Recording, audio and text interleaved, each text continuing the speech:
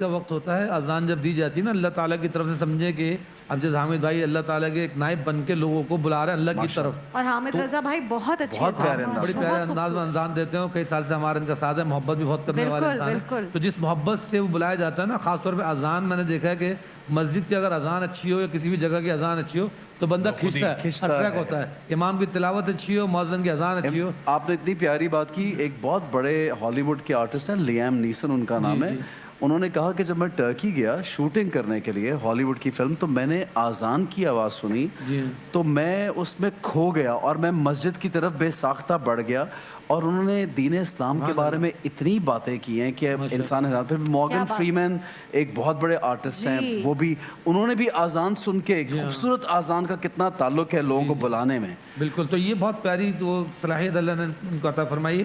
اور اس کے بعد جو ایک تو اذان کی جو دعا ہے وہ تو ہے ہی ہے, لیکن اس کے علاوہ